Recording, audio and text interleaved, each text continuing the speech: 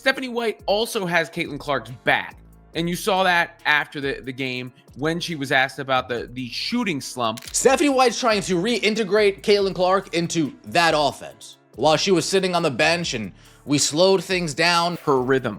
I could see her finding the fun again, the excitement again. And that is exciting. Oh my God, you see everything Caitlin Clark's doing at Iowa? Oh my God, this is fantastic. I know exactly how I'm going to use her when I coach her. Why is Caitlin Clark the missing puzzle piece for the Indiana Fever's playoff dreams? Stephanie White says the team is more dangerous when Clark is back on the court, but what makes her so crucial? Her recovery timeline remains unclear, but we've got the latest updates. Stay tuned to uncover when she's expected to dominate WNBA games again and how her return could completely shift the dynamics of this team. White watched Caitlin Clark, in her own words, for 5 years. And you know what she was thinking those 5 years? I know how I'm going to use Caitlin Clark. Sophie Cunningham express it in that way. It does make you feel good, right? It does make you feel optimistic. Before we move on, I'd like to ask you a small favor. If you appreciate this content, please take a second to like this video and subscribe to the channel. Over 98% of you watch the videos without subscribing. It costs you nothing, but it makes a huge difference to us. So, did you click the subscribe button? Great! Thank you so much. Now, back to the video. An all-star weekend. It is not an all-star break. you go do all the stuff and then you play again Tuesday after playing the Wednesday before. Stephanie White is dead set on reintegrating Caitlin Clark into this bull motion offense. See how they do if they're able to be whole for a while there, because that hasn't been the case.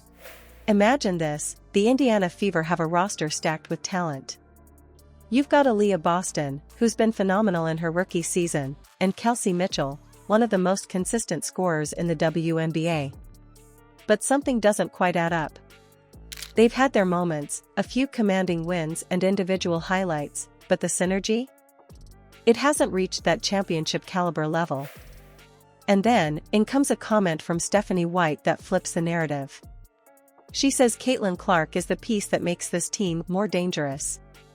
But why would a team that already has stars need Clark to get to that next level? White pointed out Clark's offensive versatility as a major factor. Her shooting range stretches defenses like no one else on the squad can. That floor spacing ability opens up driving lanes for Boston, who's been forced to battle double teams without much breathing room in the paint. While other players get a microphone put in front of them, doing their media interviews, while they regurgitate the same nonsense. Stephanie White's not worried about Caitlin Clark's shooting slump, and Sophie Cunningham talks about how unique the group is and how much fun they can have together. What may have been working when Caitlin Clark was out, isn't going to fly when Caitlin Clark's back. She's that damn good. Clark's size also gives her a defensive edge that White believes is underrated. Sure, she's known for her scoring, but when she's on the court, she disrupts passing lanes and adds intensity on switches, two things the Fever have struggled with recently. It's not just that Clark scores, it's how she tilts the entire game. And let's be honest, the Fever's offense has looked predictable at times. Even during their recent win streak, opponents have keyed in on Mitchell as the primary threat and packed the paint against Boston. Without Clark's playmaking, they've been missing that ability to create efficient shot opportunities on broken plays. Take the Fever vs. Lynx matchup last week.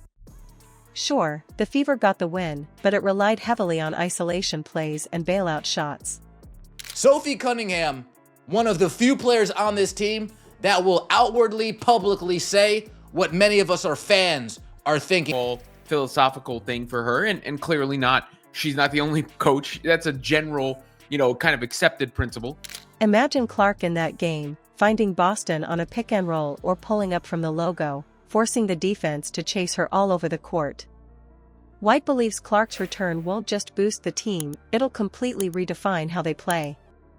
But here's the catch, the exact timing of that return is still up in the air. So, how close is she to stepping back on the floor? Let's get into it. You know what's crazier? Caitlin Clark is making strides in her recovery faster than anyone expected, but the Fever aren't rushing her return. Stephanie White recently gave an update, and it's clear they're focused on the long game. Clark has been running full court, full speed for several days now, a huge step, but she hasn't transitioned into full basketball activities yet. That's the key. White emphasized, the most important thing for us is Caitlin's long-term health. Getting her back to 100% before we put her back on the floor. And she continued to harp on ball movement. That is a thing for her. She said, I think 77% assist rate or something like that in the game. While you might be in love with this offense she's back now, coach. You need to change it up. You need to switch it up. And moving it side to side. That is, she said, getting everybody involved is a consistent mantra for Stephanie White. And the stakes are high, but for a player like Clark, any rush could hurt more than help. No official timeline has fans buzzing with impatience, and the glare of playoff pressure doesn't help. But White's cautious approach makes sense. The Fever are looking beyond one season here. If she re-aggravates anything, especially with all the hype surrounding her, it could derail not just this year but seasons to come. During games and teammates are standing there, just looking, not doing anything, Sophie Cunningham will do something. To continue to believe in the Fever season being what people thought it would be before it started, even if it didn't start that way. And the same word salad that Stephanie White lies says, Sophie Cunningham will say, no. Let's not forget how unforgiving injuries can be in the WNBA, where every game matters in a tight schedule. As tough as it is for fans now, it's the right call. Here's the thing, this recovery situation echoes what happened after last year's Olympic break. Clark came back, and she didn't just play, she dominated. Remember how she elevated her scoring average and broke assist records during that stretch? That's what makes this timeline so intriguing. If she's fully ready by August, we could see a repeat of her scorched earth mode just in time to shake things up for the playoffs. Missing key games against the Mercury and Sky could hurt the Fever with playoff seeding. These matchups are crucial, as both teams are also clawing for position late in the season.